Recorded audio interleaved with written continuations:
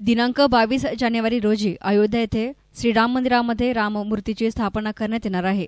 त्यानिमित्ताने कोपरगाव शहरामधील मध्यवर्ती भागामध्ये असलेल्या तहसील कार्यालय शेजारील मैदानामध्ये शुक्रवार दिनांक 12 जानेवारी 2024 पासून सुरू झालेल्या श्रीरामचरित्र चिंतन कथेला सुरुवात झाली असून परमपूज्य स्वामी मधुगिरीजी महाराज, परमपूज्य स्वामी मठाधिपती रमेश गिरीजी महाराज आणि परमपूज्य स्वामी माधवगिरीजी महाराज यांच्या हस्ते पूजन करण्यात आले। सदरची कथा ही गुरुवार दिनांक 18 जानेवारी 2024 पर्यंत दररोज 7 दिवस सायंकाळी 7 ते 10 वाजेपर्यंत त्र्यंबकेश्वर येथील शिवभक्त भाऊ पाटील यांच्या प्रवचनाने होत आहे।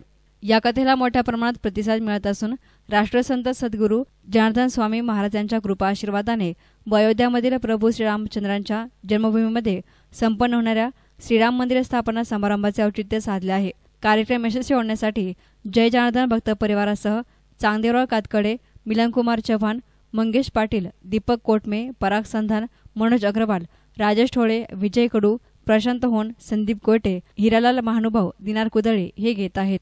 राजाधिराज प्रभु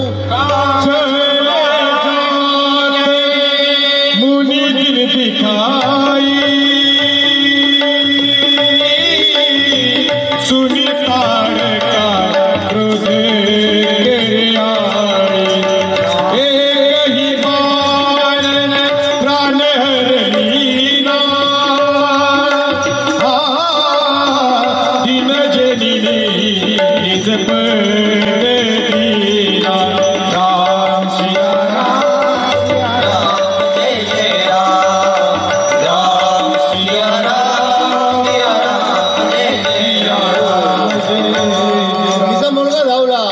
सुबाहू एकच बाणात सपाट करून टाकला।